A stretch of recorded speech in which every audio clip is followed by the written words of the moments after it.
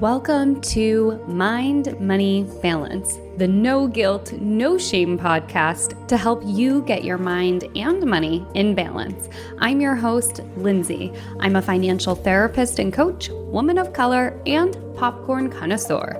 I am so glad you're here. Let's go.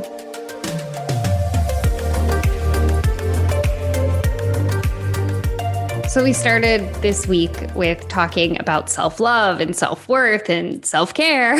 Today, we're going to be continuing in that vein of taking care of yourself with Dr. Devon Price, the author of the newly released book, Laziness Does Not Exist. I met Devon through Instagram, as I tend to do.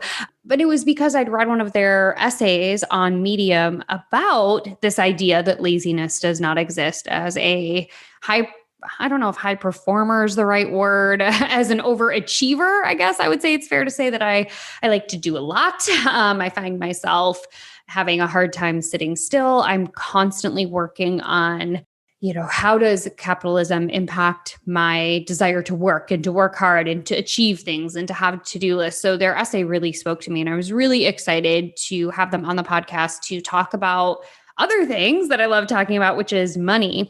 And I wanted to share an excerpt from one of their essays on Medium about, the title of it is Confessions of an Oversaver. And I want to read you this little excerpt from them. Quote, "Every time I spend money, even on essential things, I'm nearly waylaid by a swirling twister of guilt, dread, and self-doubt, and my mind projects me into a dystopian future where all my possessions have burned to the ground, I'm long unemployed and sick, and every financial reserve I've carefully built has been depleted." Unquote. For my listeners who are prone to anxiety or ruminating or stressed out about money and saving, you can probably resonate with that statement. For folks who maybe don't identify with ruminating or anxiety, that sentence, that excerpt might sound a little bit dramatic, but for folks who experience anxiety and the fear of running out of money, even when they have enough money, that statement is incredibly apt. I think a lot of my clients, they struggle with this idea that if I spend, I won't ever be able to stop, or if I spend, I'm dooming myself to the inability to regulate. And later on in the same piece, Devon goes on to say, quote, "It turns out that sometimes you do have to part with money in order to live," unquote. And I'm really thrilled to have them on. And just to share a little bit more about Devon, Dr. Price is a social psychologist, writer, activist, and professor at Loyola University of Chicago School of Continuing and Professional Studies. Price's work has appeared in numerous publications such as Slate, The Rumpus, NPR, HuffPo, and of course, Medium. They live in Chicago, Illinois with their partner and chinchilla. I am really, really thrilled for this interview. I hope you enjoy.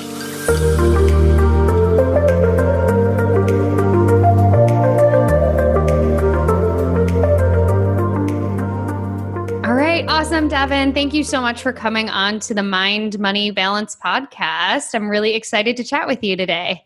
Yeah. Thanks so much for having me. Yeah. So for those of you who don't know about you and your work, give us the brief spiel about who you are professionally and what you do personally for fun and downtime. Great. It's good to remind me to think about that latter half. So my name's Dr. Devon Price. I'm a social psychologist, so I'm more of a researcher by training. And I am the author of Laziness Does Not Exist, which is a book that's just, at the time of recording, just coming out. And that is all about just kind of sociological and cultural myths that we have in our culture about needing to be afraid of laziness and kind of the origins of the drive to just constantly work ourselves to death kind of in American culture. So that's something that I do a lot of writing about and a lot of thinking about. I'm also a professor at Loyola University Chicago, where I've seen a lot of that drama kind of play out with my students who are all working adults. So they are like the most workaholic people alive and yet somehow still think they're lazy.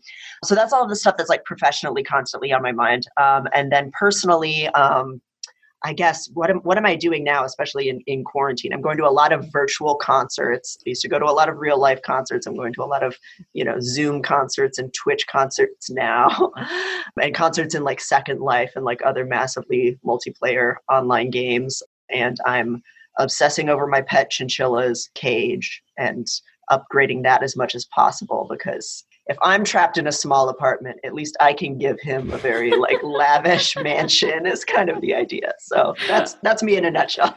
Oh my gosh, I love it. I love it. And that's, how I connected with Devon was through their writing on Laziness Does Not Exist. It so spoke to me and aligned with a lot of the work that I do, in my belief that nobody's inherently bad at money. This is a belief that is kind of hoisted upon us through many, many different ways. And there's one very narrow view of how a person is or is not supposed to be engaging with their money and using their money. So on that topic, tell us a little bit about your money story as much as you're comfortable. Sure. Yeah, I'm very comfortable. I've written things about it a little bit in the past.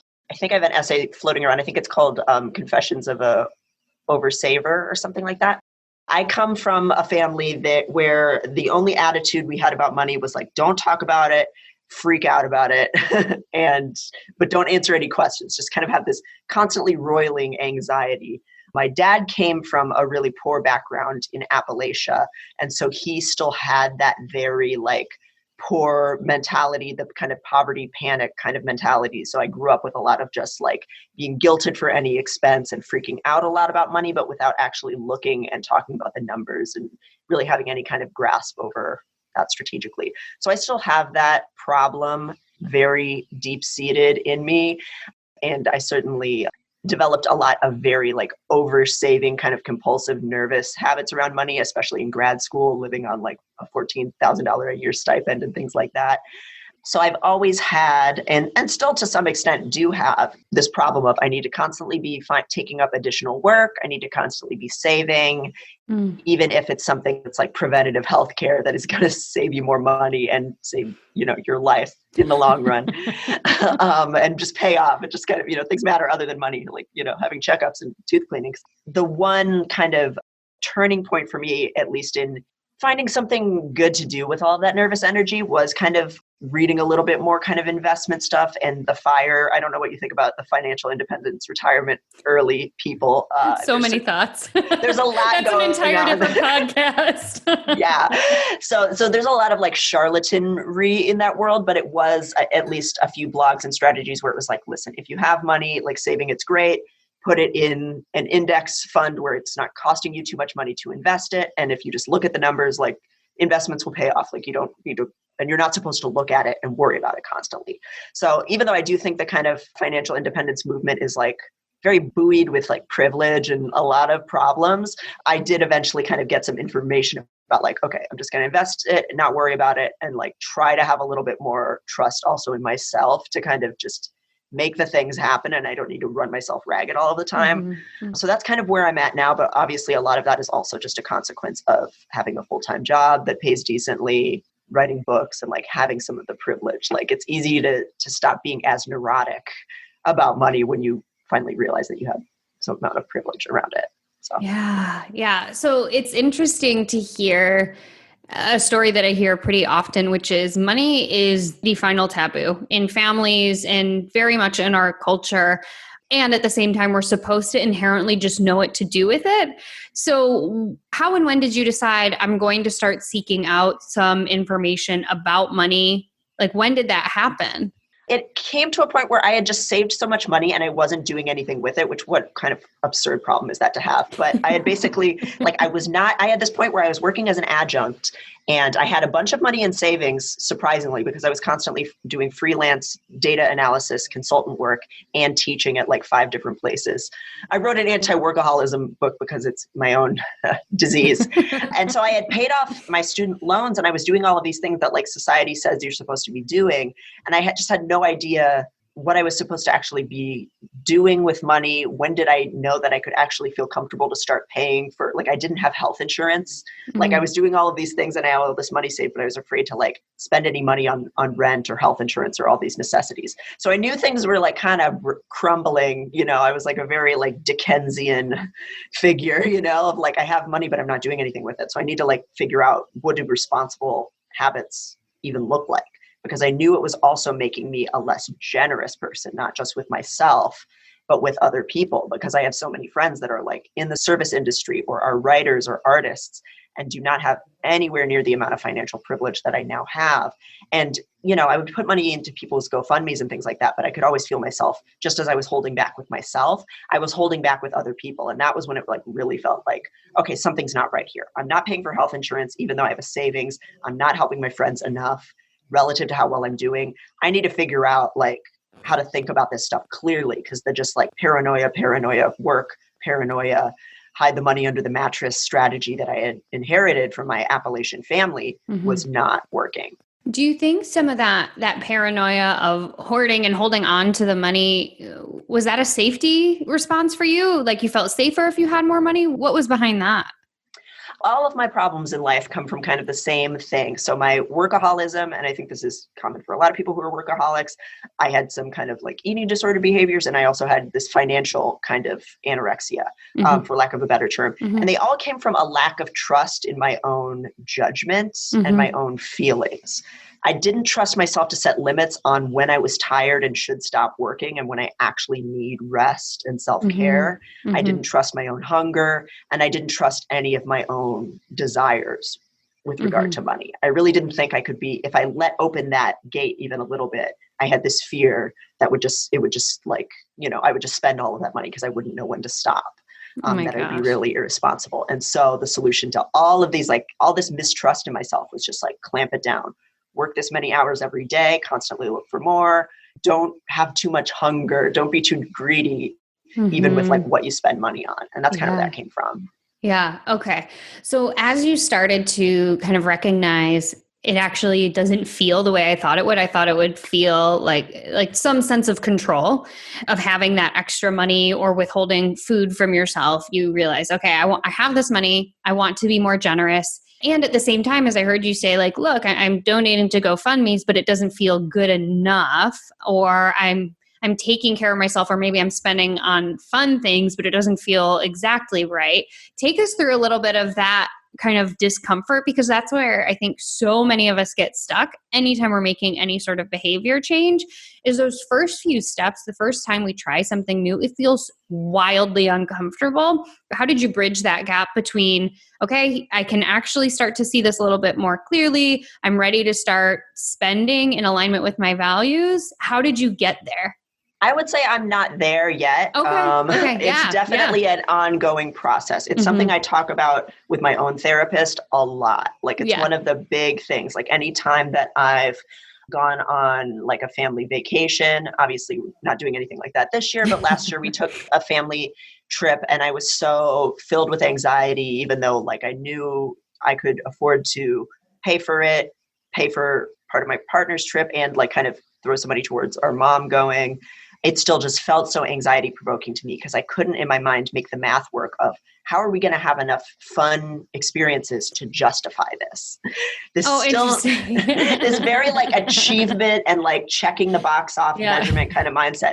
And my therapist really had to like work with me. Like, and again, this is a very privileged thing to be worrying about, but like kind of just breaking down, like the point of these things isn't to rack up the most positive experiences possible.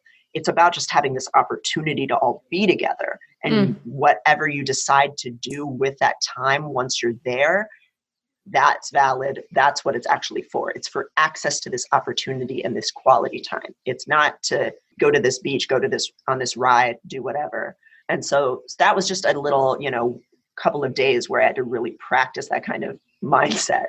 And I've talked with my therapist a lot too about just how do I know when I'm doing enough with my money to help other people? How can I tell, like, how much should I feel it? Should it be enough of an amount of money that I can kind of like really see it and feel it? How do I know where that is? And just kind of challenging myself to kind of make more regular commitments to funding the Patreons of artists that I really like, or just putting money towards reparations on a kind of monthly basis, and just like really making it a regular habit that's kind of just ingrained the same way that you pay for utilities or bills, instead of each instance being this kind of panicky decision of like, oh God, can I give this person money? How much should it be?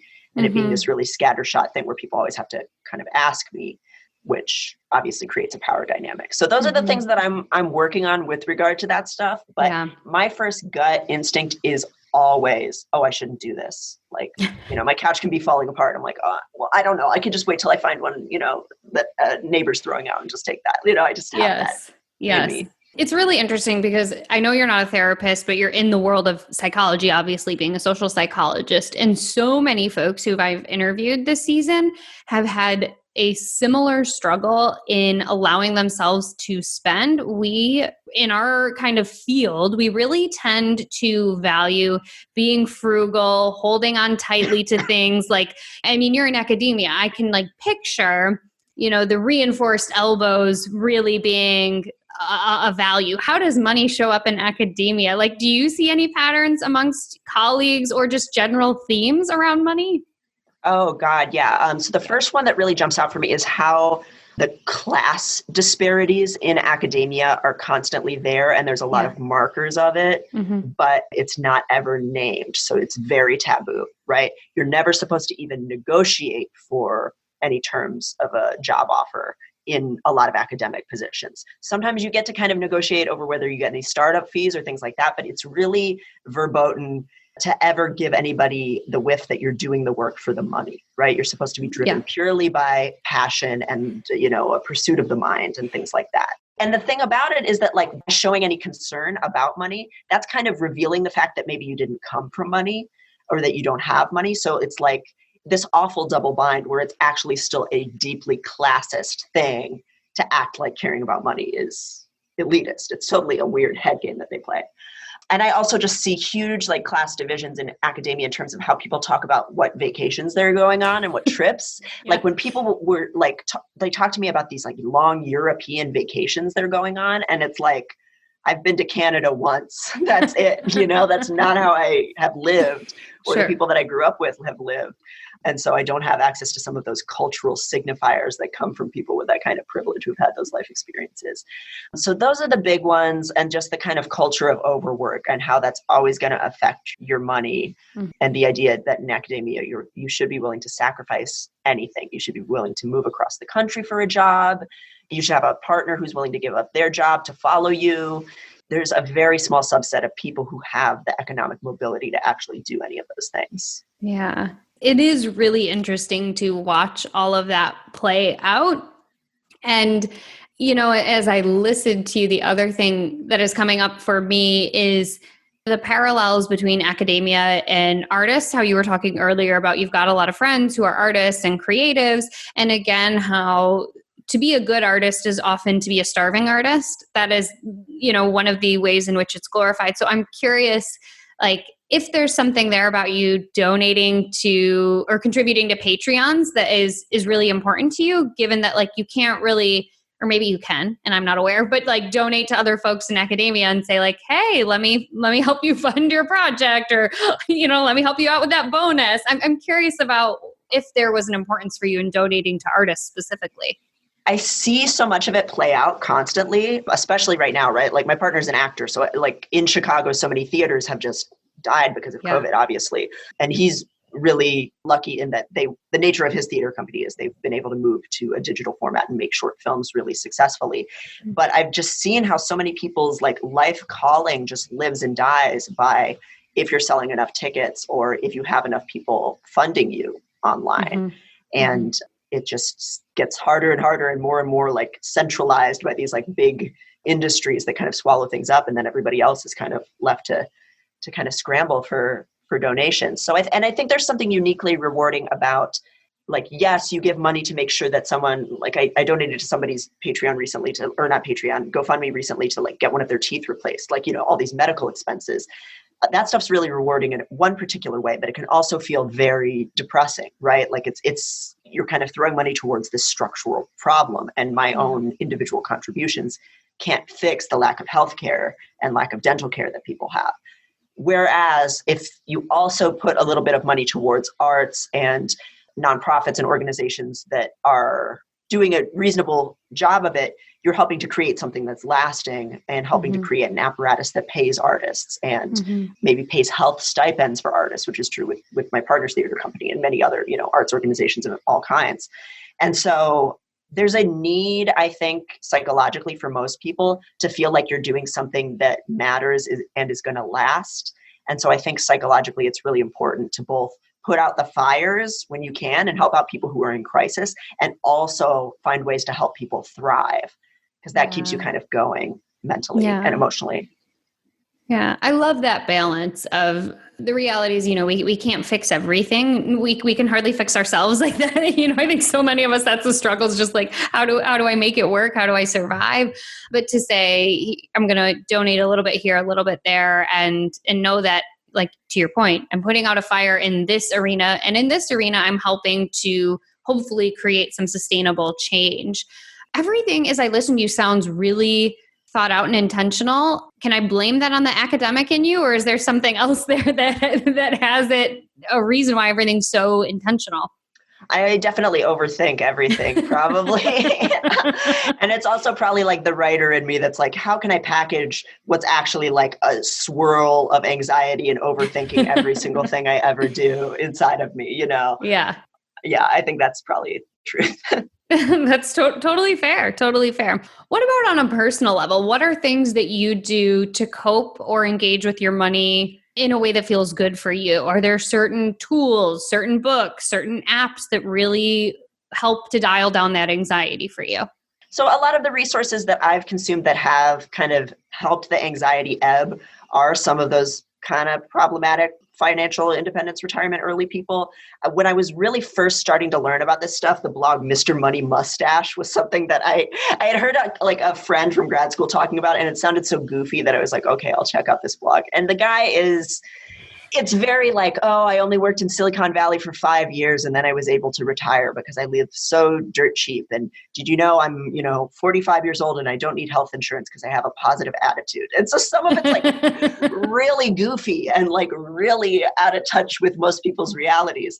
But some of it is just this grounded, like, well, if you just kind of look at these stats, like if you have X amount of money invested, it is going to grow over time. And if, the proportion of the money you have coming in versus that growth is like in good shape, you're going to be fine. You're not supposed to look at this stuff and panic about it all the time. You're supposed to kind of just like set it and forget it. Mm-hmm. That's something that did end up giving me a little bit of solace, is just like reading a little bit about some kind of like investment stuff and how those things kind of worked, because there is so much misinformation about them and all these like, again, like I said, charlatans that are like trying to convince people to like play the market or things like that, when really it's just put money in a retirement account. If you're privileged enough to be able to do that, you're fine and you are in a very special echelon in society. Mm-hmm. That has helped me. And the kind of unfortunate thing about that is that it's a lot of good fortune and privilege to be able to do that. And I think recognizing that and realizing that being like a panicky martyr about the whole thing was not going to make my life any better. And it was also going to mean that I was less compassionate and generous to the people around me who needed it, and needing to like finally have that perspective and not be making decisions out of fear, but out of recognizing the strength that I have and the power that I have, and trying to find ways to use that power that are good. Mm-hmm. Like I felt like I had a responsibility to kind of start getting my shit together, because then, I'm sorry if I could swear on this. Okay.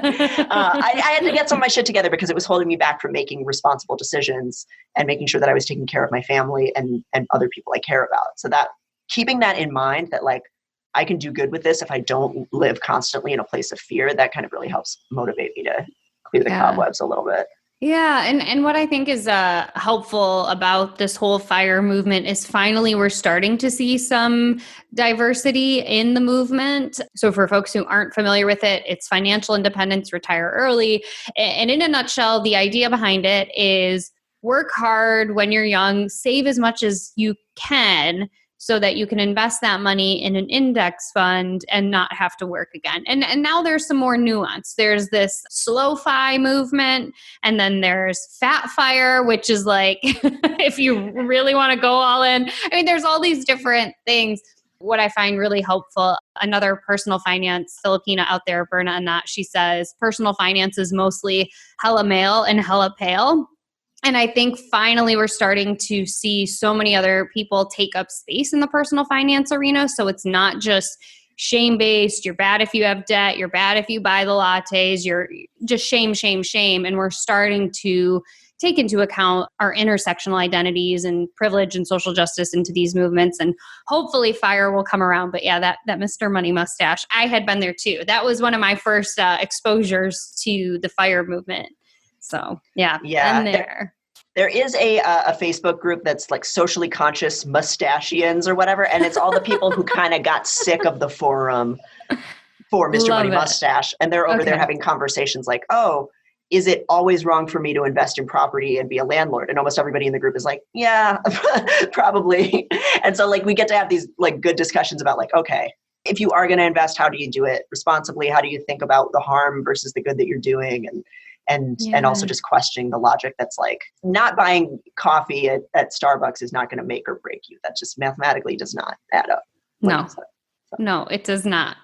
So finding people and finding different ways of people making it work helped you to feel less anxious about your money. Like seeing it play out in real life and go, it's actually possible.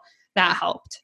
Yeah, that helped. And just having perspective, like one thing that is good about the FIRE kind of culture is like questioning every conspicuous consumption thing, which in academia is really plentiful, right? There's a certain way you're supposed to dress. There's a certain neighborhood you're supposed to live in and kind of car you're supposed to drive. Those things are often complete wastes of money and are just going to add to your social and financial anxiety. And so the other thing for me was breaking away from being around those people and mostly hanging out with people who have a totally different outlook on money, like artists, people who work for nonprofits, a lot of like, social workers. Like those are my people that I like hang out with. And that's always a reminder of like, I don't need to live up to this ivory tower standard, and I need to recognize how comfortable I am compared to most people in this country. And then I need to really think, okay, what does that mean for me? And what do I want to do about that? Yeah. Oh, love that. I appreciate your nuanced approach to it. I think that's another big thing for people is we so get into black and white thinking, right or wrong, good or bad with everything, but certainly when it comes to money.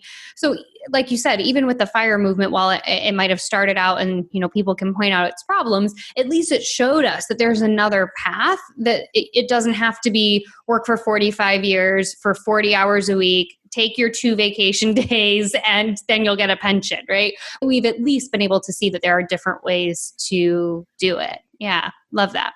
So any final thoughts for somebody who might be in a similar situation as you were when you were working with that anxiety, you were getting ready to maybe donate to your first Patreon account or maybe pick up a tab for some friends when you were finally getting ready to exchange that currency in a different way? Any words of wisdom you might impart on them? Yeah, the wisdom would be also very similar to what I give out in the context of laziness and learning to not be afraid of laziness. And the idea is that the more you practice compassion for yourself, the easier it is to be compassionate to others and vice versa. So the more you kind of are generous and have an open heart to other people, that also makes it easier for you to kind of stop punishing yourself. So getting into the practice of when you need something, if you are able to buy it for yourself and stop punishing yourself, being nervous about it.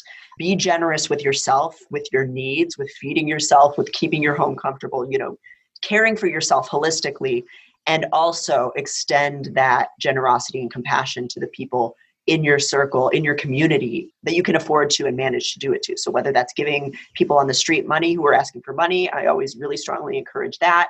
Not having strings attached to who you help and why, and just kind of having a spirit of compassion and recognizing everyone is doing their best here. Everyone's having a hard time, and we are okay when we take care of each other. Oh my gosh. For me, that's an ongoing practice. I'm still so nervous and like anxious about money plenty of times. But when I remember that and kind of step into that, I feel more connected to my community. I feel more psychologically safe, and I'm putting more good into the world. Oh my gosh. As you said that, something popped into my head, and I can also edit this out if you're not comfortable answering, but you had on your Instagram stories, like, tell me about a scam you pulled recently, a financial scam. Yeah. And one that stood out to me, and I wish I could remember the specifics and you may be able to, but it was essentially a person who'd said, look, I went around with like a broken car part, I can't remember what it was, and kind of feigned that I need money for it, even though I didn't need it for the car part, but I needed it for survival. And your response was something to the effect of like, yes, if somebody's asking for money, they need it. Like, bottom line, can you kind of explain your response to that specific answer? Yeah. So a really common thing that comes up when someone is on the street asking for money is all of this interrogation that we've been taught to do. They're lying about being in an emergency. They're just going to spend it on drugs, all of these kinds of things. We get that really drilled into us, most of us.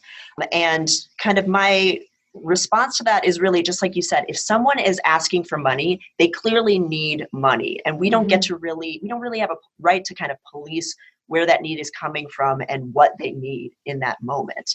And it's really telling to me with that example that people were willing to give that person money when they thought they were helping a person who was just like them, a regular person whose car had just broken down, and, oh, hey, I'll just give this person money and then they'll be fine, versus a person who was in continual poverty and needed money to make rent and buy food every day. People saw that as more of a lost cause or a less deserving recipient of generosity than somebody whose car had just temporarily broken down. So we need to kind of detach from that idea of deciding who is worthy and who is not, because everyone is suffering. Everyone is dealing with a ton of challenges. Even if someone does take money and buy, let's say, alcohol, like if you're homeless and you're sleeping on the cold ground every night, like sometimes you might need to blunt the pain, right? Like there's a lot of reasons why people make quote unquote suboptimal decisions. And so giving people agency and respecting them and trusting that if somebody's in that position that they're doing something like that and they're like lying or misrepresenting themselves to get money, that just speaks to how badly they need it. I think it is a really good place to start in kind of reestablishing new pathways in your brain to kind of just stop questioning when someone's in need. Do they really need it? How did they end up in this position? Are they deserving? And to just kind of question those reactions when you notice yourself having them and just go, well, can I help this person? Okay, if I can, then I can. And there's no strings attached to that. Yeah. And if I can't, that's fine too. Obviously, a lot of us are having a hard time right now and not everyone can do that. But practicing that compassion is just taking an extra second after you have that knee-jerk response. Yeah, I really appreciate you sharing that with us and just practicing that compassion. How are you practicing compassion these days towards yourself? Oh, geez. I don't know. I think like questioning a lot of like word count rules that I like impose on myself. Like, oh, I need to write this many hours per day, or I need to get this much writing done. And it's just so much harder to write now that we're in lockdown for, 11 months, and just realizing that like, I don't have the capacity to focus that I once had. And that's normal. That's a big one. Yeah, I think just giving myself permission to be more messy is so important right now, probably for everyone. Well, permission granted, Devon, to be as messy as needed. Great. So where can everybody find you and where can everybody grab your book? So Laziness Does Not Exist is in every retailer where it's on pre-order now until January 5th, which is when it comes out. So any bookseller, if you have a local bookstore that you love, give them some love. And then my writing is at Devon Price, that's DevonPrice.medium.com, and on social media, so like Instagram and Twitter, it's at Dr. Devon Price. Beautiful. Well, thank you so much for sharing your wisdom and your compassion and giving us a little bit of that academia lens. It can be so helpful when we're in the clinical space so often to zoom out for a second. So thank you. Really appreciate your time. Yeah. Thanks for having me. It's fun to talk about this stuff. Of course. Let's get into this week's takeaways. So the first takeaway that I took from my conversation with Devon is the quote that they wrote in one of their Medium essays that it turns out it takes money to live, right? And I want specifically for the people who are also chronic oversavers who identify with Devon, or in the previous episode with Dr. Marie Fang, where we talked about this idea of being frugal to a fault and how sometimes our frugality can get in the way of us taking care of ourselves. And that it does take money to live. And it doesn't mean you have to be frivolous with your spending, but it means that we also have to spend money on things to prevent us from getting sick, or from our cars from breaking down, or our pipes from bursting in our house if you're like Devon or I and you're in the frigid cold Midwest, right? So thinking about the importance of parting with our money and letting money flow out as we let money flow in. So if you identify as frugal, you identify as a chronic oversaver, let this be the reminder to you that when we put money back out into our communities, it actually helps our communities, and holding on to it and hoarding it, specifically when we are hoarding it and not taking care of ourselves, is really harmful, which is why I talk all the time about practicing financial wellness as a pillar of your self-care. Takeaway number 2. Find your people. This comes up again and again, but find people who are making it work financially in a way that works for you. Devon shared about kind of getting involved in the FIRE movement peripherally, but finding even within the FIRE movement, a smaller cohort of folks who identified as socially conscious, right? I've talked about conscious capitalism on this podcast before, or if I haven't, that's a reminder to do so, because I definitely have on other people's podcasts. But this idea that you can find people, we are social human beings, even if you identify as an introvert, even if you are on the autism spectrum, we do need other humans and other capacities to help provide us with support, accountability, guidance. All of that is really, really important. So find people who are making it work, and find people specifically who have shared ideals so that you can practice your version of socially conscious capitalism. And third and finally, be compassionate and generous with yourself when it comes to your money.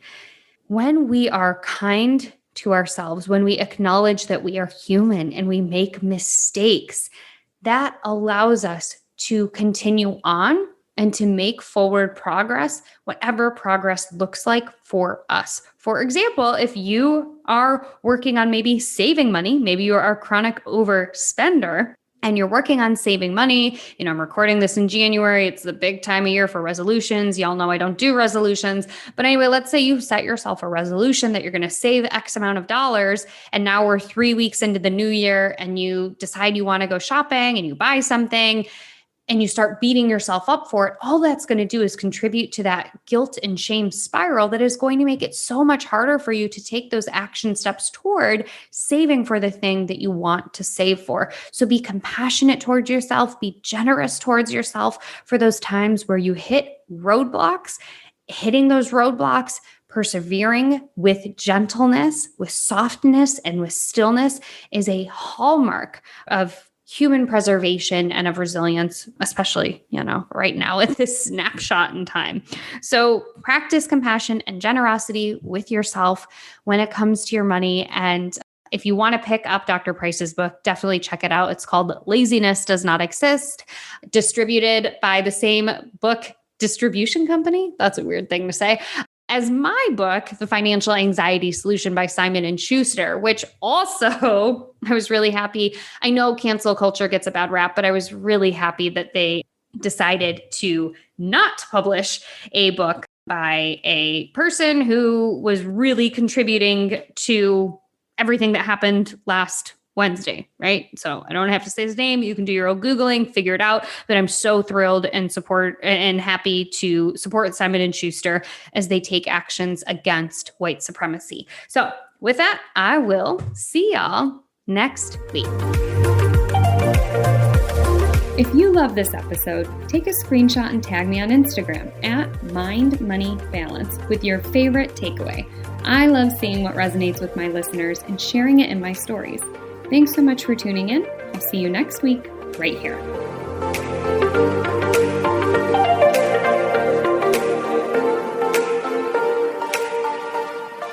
Neither the host or guests are rendering legal, accounting, clinical, medical, or other professional information. If you want professional help, please seek it out.